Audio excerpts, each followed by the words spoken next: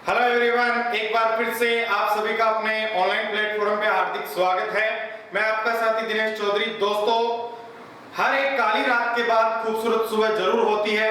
तो दोस्तों, जो भी कृषि पर्यवेक्षक जेट आईसीआर बीएचयू की तैयारी करने वाले साथी हैं, उनके लिए जल्द ही खूबसूरत सुबह होने वाली है। तो लगातार अपनी मेहनत को बरकरार रखिए, हमारे साथ जुड़े रहिए। जो भी आपकी समस्या है उसका समाधान हम लगातार आपके लिए करते रहेंगे, क्योंकि दोस्तों ये जो मौत का सीजन चल रहा है वो किसी और की देन नहीं है, वो खुद अपनी ही देन है। तो इसके लिए मैं आपको दो पंक्तियां कहना चाहता हूं, उसके बाद अपनी क्लास रेगुलर अपन स्टार्ट करना चाहेंगे। जैसी करनी वैसी भरनी, ना माने तो करके देख। जैसी करनी वैसी भरनी, ना माने तो करके देख। जन्नत भी है दोजत भी है, ना माने तो मर के देख। क्या है दोस्तों? जन्नत भी है दोजत भी है, ना माने तो मर के देख। दुनिया में एक तू है और एक मैं हूं। तुझे प्यार करना नहीं आता और मुझे प्यार के सिवा कुछ नहीं आता। दुनिया में जीने के दो ही तरीके हैं दोस्तों, एक तुझे नहीं आता और एक मुझे नहीं आता। दोस्तों, इन पंक्तियों को मैं पूरा करते हुए अपनी क्लास को स्टार्ट करने जा रहा हूं। तो एक नए जोश और जुनून के साथ आप लगातार मेहनत करते रहिए, सफलता आपको जरूर मिलेगी दोस्तों। क्योंकि ना तो समय से आपको आगे जाना है, ना और पीछे रहना है। लगातार आपको समय के साथ चलते रहना है, तभी अपन अपनी कामयाबी को और मंजिल को हासिल कर सकते हैं दोस्तों। आज अपन नई क्लास के साथ मिलते हैं। आज की अपनी क्लास रहेगी चट्टानें। चट्टानों का निर्माण कैसे होता है, चट्टानों में क्या क्या पाया जाता है, और साथ ही अपन देखेंगे कि चट्टानें कौन कौन सी होती है और मृदा का निर्माण भी किससे होता है दोस्तों, चट्टानों से ही होता है। तो आज का अपना जो टॉपिक रहेगा वो रहेगा रॉक्स, जिन्हें अपन कहते हैं चट्टानें। चट्टानों की अपन सबसे पहले बात करते हैं चट्टान।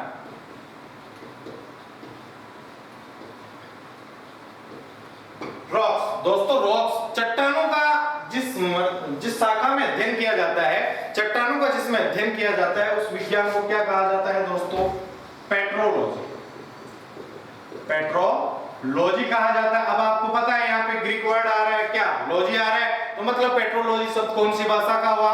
ग्रीक भाषा का हुआ। अगर बात करें अपन चट्टानों का, अर्थात निर्माण वगैरह हो गया, इनका अपक्षालन हो गया, इन सभी का जिस विज्ञान में अध्ययन किया जाएगा उसको तो क्या कहा जाता है? पेट्रोलॉजी कहा जाता है। दूसरी बात दोस्तों, अगर अपन बात करें चट्टानों की, चट्टानों की जो निर्माण की क्रिया होती है उसे क्या कहा जाता है? पेट्रोजेनेसिस। क्या कहा जाता है? पेट्रोजेनेसिस कहा जाता है। अर्थात पेट्रो का अर्थ क्या, यहाँ पे पेट्रो का अर्थ क्या होता है दोस्तों? चट्टान होता है, और जेनेसिस का अर्थ क्या होता है? निर्माण होता है। तो पेट्रोजेनेसिस की जो क्रिया होती है इसमें क्या होता है? जो चट्टान का निर्माण होता है उसे क्या कहा जाता है? पेट्रोजेनेसिस कहा जाता है। अब अपन बात करें चट्टान, चट्टानें क्या होती है? चट्टानों से पहले मैं बात करूंगा खनिज पदार्थ। खनिज पदार्थ क्या होते हैं? खनिज पदार्थों की अगर अपन दोस्तों बात करें, खनिज पदार्थ किसे कहा जाता है? सबसे पहले अपन बात करेंगे जो चट्टानें होती है वो किसका मिश्रण होती है? खनिज पदार्थों का ही मिश्रण होती है। तो खनिज पदार्थ किन्हें कहा जाता है? वे पदार्थ। खनिज पदार्थ किन्हें कहा जाएगा दोस्तों? वे पदार्थ जिनका एक निश्चित रासायनिक संगठन हो, जिनका एक क्या हो? निश्चित रासायनिक संगठन हो। दूसरी अपन बात करें जिनका एक विशेष भौतिक गुण हो। निश्चित रासायनिक संगठन कि उसमें क्या क्या केमिकल्स पाए जा रहे हैं, वो उसका रासायनिक संगठन हो गया। जैसे विशेष भौतिक गुण दोस्तों, मेरा शरीर अलग दिखता है, आपका शरीर एक अलग दिखता है, तो वो क्या हो गया? अपना एक विशेष भौतिक गुण हो गया। मतलब फिजिकल जो कंडीशन होती है वो अलग होनी चाहिए, जिसे अपन क्या कहते हैं? खनिज पदार्थ कहते हैं। खनिज पदार्थ की अपन बात करें, क्योंकि चट्टानें क्या होती है? खनिज पदार्थों का मिश्रण होती है। तो खनिज पदार्थ को अपन क्या कहेंगे? वे पदार्थ जिनका एक क्या हो? निश्चित रासायनिक संगठन। क्या हो दोस्तों? निश्चित रासायनिक संगठन। निश्चित रासायनिक संगठन, ठीक है। और दूसरी बात क्या हो? एक विशेष भौतिक गुण। पहली बात तो होगी जिनका निश्चित रासायनिक संगठन हो, दूसरी बात करें तो एक क्या हो? विशेष भौतिक गुण। वे पदार्थ जिनका एक निश्चित रासायनिक संगठन हो तथा एक विशेष भौतिक गुण हो, उन्हें क्या कहा जाता है दोस्तों? खनिज पदार्थ कहा जाता है। और चट्टानें क्या होती है? खनिज पदार्थों का मिश्रण होती है। ठीक है, बात करते हैं अपन अब चट्टानों की। चट्टानें क्या होती है दोस्तों? चट्टानों का निर्माण कैसे होता है? पृथ्वी में क्या पाया जाता है? लार्वा पाया जाता है, जिसे अपन क्या कह सकते हैं? मैग्मा कह सकते हैं। देखिए यहाँ पे अपन एक डायग्राम, छोटी सी डायग्राम की सहायता से समझने की कोशिश करेंगे।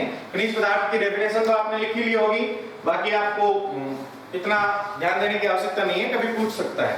ठीक है दोस्तों, ये क्या है अपनी, ये मान लो ये है अपना धरातल।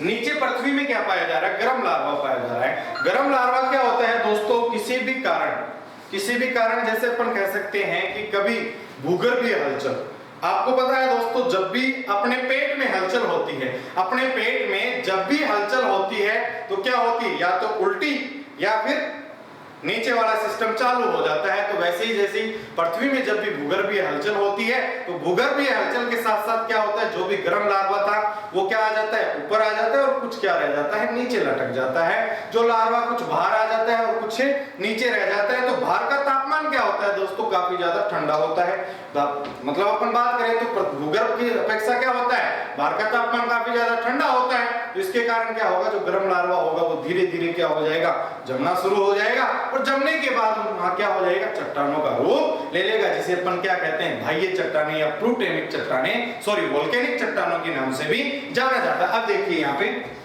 ये क्या हुआ दोस्तों, ये क्या था, यूं मान लो मैग्मा, इसे अपन कह सकते हैं मैग्मा। जैसे ही भूगर्भीय हलचल हुई, भूगर्भीय हलचल हुई तो क्या हुआ, कुछ लार्वा तो बाहर आ गया, कुछ क्या हो गया, धरातल के नीचे, या अपन कह सकते हैं भूगर्भ में ऐसे लटक गया। तो जो बाहर लार्वा आया वो धीरे धीरे ठंडा हुआ और चट्टानों का रूप ले लिया, जिसे अपन ने क्या कहा, बाह्य चट्टान। क्या कहा दोस्तों, बाह्य चट्टान, या इसे कह सकते हैं अपन वोल्केनिक चट्टान, वोल्केनिक चट्टान। ठीक है दोस्तों, इसके बाद अपन बात करें, इनको दूसरा अपन कह सकते हैं, क्योंकि बाहर आएगी चमकीली चट्टानें होती है, इसलिए इनको कहा जाता है कांच जैसी चट्टानें। क्या कहा जाता है, कांच जैसी चट्टानें भी इनको बोला जा सकता है। दूसरी बात करें, कुछ जो नीचे लटक गई उन्हें अपन क्या कहते हैं, प्लूटोनिक चट्टानें कहते हैं। क्या कहते हैं दोस्तों, प्लूटोनिक चट्टानें कहते हैं। प्लूटोनिक चट्टानें कह सकते हैं, या फिर इनको क्या कहते हैं, आंतरिक चट्टानें भी इन्हें कहा जाता है, क्योंकि ये क्या है, भूगर्भ के अंदर है, धरातल के नीचे है, इसलिए इनको अपन क्या कह सकते हैं, आंतरिक चट्टानें भी कहते हैं। आंतरिक चट्टानें या प्लूटोनिक चट्टानों की दोस्तों अपन बात करें तो एक खासियत होती है, इन पे क्या पाए जाते हैं, छोटे छोटे सूक्ष्म अंकुर पाए जाते हैं, पार्टिकल्स पाए जाते हैं, इनकी एक अलग पहचान होती है। ये छोटे छोटे इन पे क्या पाए जाते हैं, पार्टिकल्स, कण पाए जाते हैं दोस्तों। ये हुई अपनी पहले बनने वाली, सबसे पहले दुनिया में जब भी सबसे पहले अगर चट्टान का निर्माण हुआ तो इन्हीं दो चट्टानों का निर्माण होता है, जिन्हें सम्मिलित रूप से अपन क्या कह सकते हैं, प्राथमिक चट्टान भी कह सकते हैं दोस्तों। क्या कह सकते हैं, प्राथमिक चट्टान भी कहा जा सकता है। सबसे पहले जब भी भूगर्भीय हलचल हुई, लार्वा बाहर आया, ठंडा हुआ, कुछ नीचे रह गया, तो जब भी जो चट्टानों का निर्माण हुआ, सबसे पहले जो चट्टान का निर्माण हुआ उससे अपन क्या कहेंगे, प्राइमरी चट्टान या प्राथमिक चट्टान कहेंगे। बाकी जितनी भी चट्टानें होगी उनका निर्माण दोस्तों किससे होगा, प्राइमरी चट्टान से ही होगा। अब अपन बात करें, प्राइमरी चट्टान इसको कहा जाता है, और दूसरा इसको नाम क्या दिया जाता है, आग्नेय चट्टान दिया जाता है, इग्नियस रॉक्स से कहा जाता है। इसे इग्नियस रॉक्स क्यों कहा जाता है दोस्तों, क्योंकि क्या हुआ, आपको पता है लार्वा गर्म थी, आग थी, आग बाहर आई, तो इग्नियस एक वर्ड है, लैटिन वर्ड है। इग्नियस वर्ड का अर्थ होता है इग्नस, जिसे अपन कहते हैं, इग्नस वर्ड का अर्थ होता है फायर, मतलब आग से जिन चट्टानों का निर्माण होता है उन्हें क्या कहा जाता है, आग्नेय चट्टानें कहा जाता है, या उन्हें क्या कहा जाता है, प्राथमिक चट्टानें कहा जाता है। तो दोस्तों यहाँ पे सबसे पहले जिन चट्टानों का निर्माण हुआ उन्हें अपन ने क्या कहा, प्राथमिक चट्टानें कहा, या इन्हें कहा जाता है कौन सी, आग्नेय चट्टान भी कहा जाता है। क्या कहा जाता है दोस्तों, आग्नेय चट्टान भी। या मैं कह सकता हूं कि जितनी भी अब चट्टानों का निर्माण होगा वो प्राइमरी रॉक से होगा या फिर किससे होगा, आग्नेय चट्टानों से होगा। तो इन्हें अपन क्या कह सकते हैं, पैतृक चट्टान भी कह सकते हैं, या पेरेंट्स रॉक्स भी इन्हें कहा जा सकता है दोस्तों। तो दूसरी बात करें अपन इन्हें क्या कह सकते हैं, पैतृक चट्टान भी कह सकते हैं, पैतृक चट्टान इन्हें कहा जा सकता है। अब बात करते हैं चट्टानों के प्रकार की। ये तो हो गई अपनी चट्टानों का निर्माण कैसे हुआ, कि चट्टानें कैसे बनी, अपन ने बता दिया। भूगर्भीय हलचल हुई, भूगर्भीय हलचल जब भी अपने पेट में हलचल होती है तो क्या होता है, या तो अपने उल्टी के साथ माल मेटर बाहर आ जाता है, या फिर दस्तों के साथ कहां चला जाता है, नीचे पूरा माल मेटर चला जाता है। तो दोस्तों वैसे ही भूगर्भीय हलचल के कारण क्या हुआ, कुछ तो क्या हुआ, लार्वा बाहर आ गया जो ठंडा होकर नई चट्टानों का रूप ले लिया, कुछ लार्वा क्या रह गया, नीचे रह गया, तो क्या रहेगी, प्लूटोनिक चट्टानें या आंतरिक चट्टानों का रूप उसने ले लिया। अब अपन बात करते हैं चट्टानें कितने प्रकार की होती है, चट्टानों के प्रकार की। तो सबसे पहले तो अपन ने पढ़ी ली, जो अपनी सबसे फर्स्ट ऑफ ऑल चट्टान होती है, कौन सी होती है, आग्नेय चट्टान, प्राइमरी रॉक्स, या इसे अपन कह सकते हैं क्या, अपने जो पेरेंट रॉक्स या प्राथमिक और पैतृक जो रॉक्स होती है, जो इसे अपन कह सकते हैं। अब अपन बात करते हैं चट्टानों के प्रकार की। दोस्तों चट्टानों के प्रकार की अपन बात करें तो चट्टानें कितने प्रकार की होती है, मुख्यतः अपने 3 प्रकार की चट्टानें पाई जाती है। कितने प्रकार की पाई जाती है दोस्तों, 3 प्रकार की चट्टानें पाई जाती है। कौन सी, कौन कौन से मिनरल्स होते हैं उनके बारे में भी अपन थोड़ा सा देख लेंगे। देखिए दोस्तों, यहाँ पे अपन बात करते हैं, पहली बात करें अपन चट्टानों की, तो चट्टानों में सबसे पहले जो अपनी चट्टान होती है, एक छोटे से डायग्राम से अपन समझने की कोशिश करेंगे। आग्नेय, आग्नेय चट्टान मैंने बताया कैसे बनती है, ज्वालामुखी के या गर्म लार्वा या मैग्मा के बाहर आने से। मैग्मा क्या था, ऐसे आग था, आग के ठंडे होने से जिन चट्टानों का निर्माण हुआ उसको अपन ने क्या कहा, आग्नेय चट्टान कहा। दूसरी चट्टानों की मैं बात करूं तो दूसरी जो अपनी चट्टानें होती है वो कौन सी होती है दोस्तों, अवसादी, या इन्हें क्या कहा जाता है, दूसरा नाम इन्हें कह सकते हैं अपन परतदार चट्टानें। ठीक है दोस्तों, तीसरी मैं बात करूं, तीसरी जो अपनी चट्टानें होती है वो कौन सी होती है, कायांतरित। अब कैसे इन्हें किस नाम से क्यों जाना जाता है ये भी बताएंगे अपन। कायांतरित या रूपांतरित चट्टानें, रूपांतरित चट्टानें। यहाँ पे बात करें आग्नेय चट्टान, इग्नेस रॉक्स हो गई, इसकी बात करें तो इसे कहा जाता है सेडिमेंट्री रॉक्स, सेडिमेंट्री रॉक्स कहा जाता है। और इसकी बात करें तो इसे कहा जाता है मेटामॉर्फिक रॉक्स, मेटामॉर्फिक रॉक्स। ठीक है दोस्तों, अब अपन बात करते हैं किसके, आग्नेय चट्टान, अवसादी चट्टानें और कायांतरित चट्टानें। सबसे पहले अपनी कौन सी चट्टान बनी, इसे अपन ने क्या कहा, प्राथमिक चट्टान, अर्थात सबसे पहले जिस चट्टान का निर्माण हुआ वो अपनी कौन सी थी, आग्नेय चट्टान थी, इसलिए अपन ने इसको क्या कहा, प्राथमिक चट्टान कहा। इसके साथ साथ इसको अपन क्या कह सकते हैं, पैतृक चट्टान भी कह सकते हैं, क्योंकि दोस्तों अब जो दोनों चट्टानों का निर्माण होगा वो किससे होता है, आग्नेय चट्टान से होता है। लगभग 95% चट्टान कौन सी पाई जाती है, आग्नेय चट्टान ही पाई जाती है। दूसरी अपन बात करें तो लगभग 75% जो अपनी चट्टानें पाई जाती है वो कौन सी पाई जाती है, अवसादी चट्टानें पाई जाती है दोस्तों।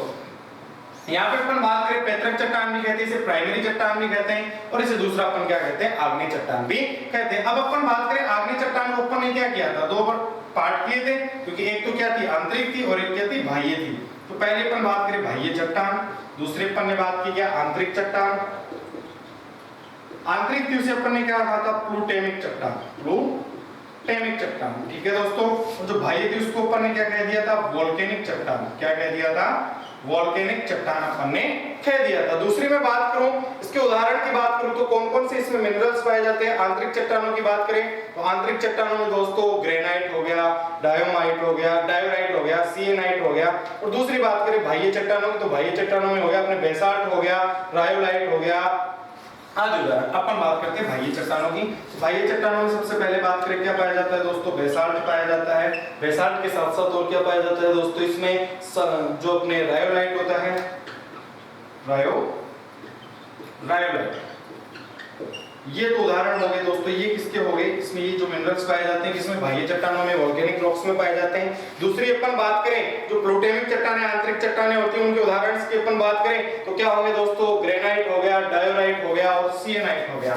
क्या हो गया दोस्तों, ग्रेनाइट। और दूसरी अपन बात करें डायोराइट, तीसरी में बात करूं तो क्या हो गया, सिएनाइट। ठीक है दोस्तों, ये सारे के सारे मिनरल्स कौन सी चट्टानों में पाए जाते हैं, प्लूटेमिक चट्टानों में पाए जाते हैं, ताकि इनसे ये खनिज पदार्थ प्राप्त होते हैं। दूसरी अपन बात करें तो बाह्य चट्टानों में क्या पाए जाते हैं, बेसाल्ट की मात्रा सर्वाधिक पाई जाती है और रायोलाइट इसके खनिज पदार्थ पाए जाते हैं। दूसरी अपन बात करते हैं दोस्तों, अपनी जो चट्टान आती है दूसरी कौन सी आती है, सेडिमेंट्री रॉक्स। सेडिमेंट्री रॉक्स का निर्माण किनसे होता है, आग्नेय चट्टानों से होता है। आग्नेय चट्टानों से कैसे होता है ये अपन बात करते हैं। इसको अपन क्या कहेंगे, दूसरी बनने वाली जो चट्टान अपनी कौन सी है दोस्तों, अवसादी चट्टान है, इसलिए इसको अपन सेकेंडरी चट्टान या क्या कह सकते हैं, द्वितीयक चट्टान भी कह सकते हैं। क्या कह सकते हैं दोस्तों, सेकेंडरी रॉक्स या द्वितीयक चट्टान भी इसे अपन कह सकते हैं। अब इसका निर्माण कैसे होता है, इसका निर्माण कैसे होगा दोस्तों, जैसे क्या होगा कि आग्नेय जो चट्टान है, आग्नेय चट्टान का क्या होगा, आपको पता है कि जो चीज बनी है वो टूटेगी, धीरे धीरे जरूर टूटेगी। तो इसका क्या होगा, जैसे जैसे अपक्षालन होता है आग्नेय चट्टान का, जैसे जैसे धीरे धीरे अपक्षालन होता है, तो अपक्षालन से क्या होगा, विखंडन होगा। विखंडन से क्या होंगे, छोटे छोटे टुकड़े होंगे।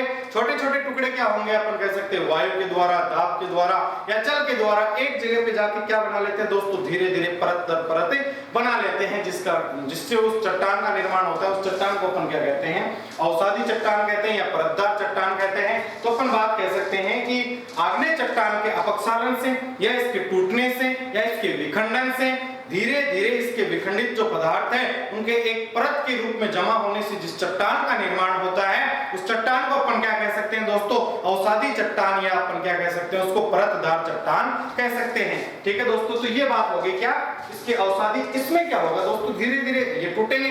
जो सबसे ज्यादा ऑर्गेनिक मैटर होता है, अपने ऑर्गेनिक मैटर की बात करें तो सर्वाधिक ऑर्गेनिक मैटर कौन सी चट्टान में पाया जाता है, अवसादी चट्टानों में या परतदार चट्टानों में पाया जाता है। जो भी अपने जो फॉसिल है, जीवाश्म पदार्थ है, वो सर्वाधिक कौन सी चट्टानों में पाए जाते हैं दोस्तों, अवसादी या परतदार चट्टानों में पाए जाते हैं। फॉर एग्जांपल उदाहरण देखें तो क्या हो गया, कोयला हो गया दोस्तों, पेट्रोल हो गया, डीजल हो गया, या जो भी ऑर्गेनिक मैटर वो सर्वाधिक किसमें पाया जाता है दोस्तों, अपने इन्हीं में पाया जाता है। इसके साथ साथ अपने हो गया डोलोमाइट हो गया, जिप्सम हो गया, वो भी सारे के सारे किसमें पाए जाते हैं दोस्तों, इसी में पाए जाते हैं। जिप्सम, साथ में अपन बात कर सकते हैं डोलोमाइट। ये जो खनिज पदार्थ है वो दोस्तों कौन सी चट्टानों में पाए जाते हैं, अवसादी या परतदार चट्टानों में पाए जाते हैं। सेडिमेंट्री जो रॉक्स है उनमें सारे के सारे जो भी अपने जीवाश्म पदार्थ है, ऑर्गेनिक मैटर होता है, वो सर्वाधिक कौन सी चट्टानों में पाया जाता है, अवसादी चट्टानों में पाया जाता है। अवसादी चट्टानों का निर्माण कैसे होता है दोस्तों, अवसादी चट्टानों का निर्माण अपन ने बताया कि आग्नेय चट्टानों के टूटने से, विखंडन से या इनके अपक्षालन से धीरे धीरे जो इनके पदार्थ है, जो अपक्षालित पदार्थ है, अपन कह सकते हैं विखंडित जो पदार्थ है, उनका धीरे धीरे एक परत के रूप में जमा होकर एक नई चट्टान का रूप ले लेना, इस चट्टान को अपन क्या कहते हैं, अवसादी कहते हैं या परतदार चट्टान भी कहते हैं दोस्तों। नेक्स्ट अपन बात करते हैं किसकी, जो अपनी बच गई कौन सी, कायांतरित या रूपांतरित चट्टान। रूपांतरित चट्टान की सबसे अच्छी विशेषता दोस्तों, इसकी अगर अपन बात करें तो सबसे अच्छी विशेषता क्या होती है, ये सबसे अधिक कठोर होती है, सर्वाधिक कठोर होती है। अब इसका निर्माण कैसे होता है, इसके निर्माण की बात करें और आप समझ जाओगे ये कठोर कैसे होती है। देखिए दोस्तों, धीरे धीरे क्या हुआ, ताप, दाब और जल के कारण इन दोनों चट्टानों में क्या हुआ, मॉडिफिकेशन हुआ। अवसादी और आग्नेय चट्टानों में ताप के कारण, दाब के कारण और जल के कारण क्या हुआ, धीरे धीरे मॉडिफिकेशन हुआ। आपको पता है कोई पत्थर है वो धीरे धीरे गुड़ता जाता है तो वो क्या होता रहता है, गोल होता जाता है, और वो गोल होने के बाद क्या हो जाता है, बहुत ही कठोर रूप ले लेता है। क्या ले लेता है दोस्तों, एक कठोर रूप ले लेता है। आपको पता है कि जो चीज गुड़ती हुई गोल होती जाएगी वो एकदम क्या होती जाएगी, मजबूत होती जाएगी। ये तो अपनी कहावत है ना, जो जितना ज्यादा गुड़ेगा वो उतना ही ज्यादा मजबूत होता जाएगा। तो दोस्तों धीरे धीरे क्या हुई, इन चट्टानों के मॉडिफिकेशन, अपन कह सकते हैं आग्नेय और अवसादी चट्टानों के रूपांतरण या इनके मॉडिफिकेशन के कारण जिन चट्टानों का निर्माण होता है, ताप, दाब, जल, तो इन तीनों के कारण जो इन चट्टानों में मॉडिफिकेशन होता है, और मॉडिफिकेशन के फलस्वरूप जिन चट्टानों का निर्माण होता है उन चट्टानों को अपन क्या कहते हैं दोस्तों, कायांतरित या रूपांतरित चट्टानें कह सकते हैं, या इन्हें अपन कह सकते हैं मेटामॉर्फिक रॉक्स से कह सकते हैं। क्या कह सकते हैं दोस्तों, मेटामॉर्फिक रॉक्स कह सकते हैं, कायांतरित चट्टानें कह सकते हैं, या इन्हें कह सकते हैं क्या, रूपांतरित चट्टानें भी कहा जा सकता है। किससे कैसे इनका निर्माण होता है दोस्तों, निर्माण में अपन ने बताया कि जल के द्वारा, ताप के द्वारा या दाब के द्वारा आग्नेय और अवसादी चट्टानों में जो मॉडिफिकेशन होता है, मॉडिफिकेशन के फलस्वरूप जिन चट्टानों का निर्माण होता है उन चट्टानों को क्या कहा जाता है, कायांतरित चट्टानें कहा जाता है, या अपन कह सकते हैं मेटामॉर्फिक रॉक्स उन्हें कहा जाता है। जो क्या होती है, जो भी धरातल पे चट्टानें पाई जाती हैं उनमें सर्वाधिक जो कठोर चट्टानें होती है वो कौन सी होती है दोस्तों, कायांतरित या रूपांतरित चट्टानें सर्वाधिक कठोर प्रकृति की पाई जाती है। फॉर एग्जांपल अपन इसके अगर उदाहरण की बात करें तो सबसे पहला तो आता है अपना संगमरमर। क्या आता है दोस्तों, संगमरमर। संगमरमर मतलब एक साथ मरमर, मतलब मेरे साथ मरमर। संगमरमर हो गया क्योंकि ये टूटेगा नहीं मतलब व्यक्ति जरूर टूटेगा तो क्या होगा दोस्तों, आपको पता है कि इसका नाम इसीलिए रखा गया है कि संगमरमर। संगमरमर का मतलब क्या हो गया कि कठोर ज्यादा है, आप इसको तोड़ते आप ही मर जाओगे लेकिन ये टूटे पाएगा, ऐसे कह सकते हैं। बाकी तोड़ने को तो अपन किसी भी चीज को तोड़ सकते हैं दोस्तों, ठीक है। दूसरी अपन बात करें इसमें अपने मान सकते हैं अपने जो भी मार्बल्स होते हैं, संगमरमर कह दो या मार्बल्स कह दो, इसके साथ साथ अपने ग्रेफाइट हो गया।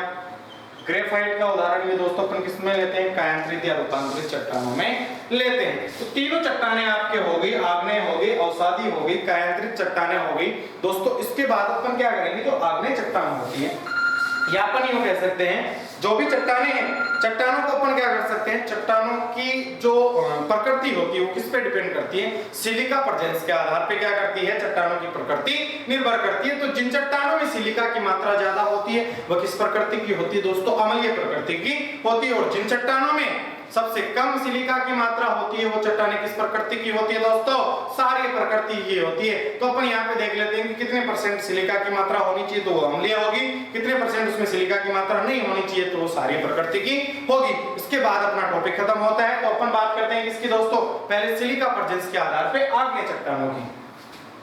आग्नेय चट्टानों की अपन बात करें तो इसको सिलिका प्रेजेंस के आधार पे 3 भागों में अपन क्या कर सकते हैं, डिवाइड कर सकते हैं दोस्तों। ये तो हो गए अपने आग्नेय, अवसादी और कायांतरित। अब अपन सिलिका प्रेजेंस के आधार पे भी चट्टानों को क्या कर सकते हैं, वर्गीकृत कर सकते हैं। यहाँ पे अपन बात करें सबसे पहले तो अपन लिखते हैं अम्लीय, दूसरी में लिखता हूं सामान्य या उदासीन,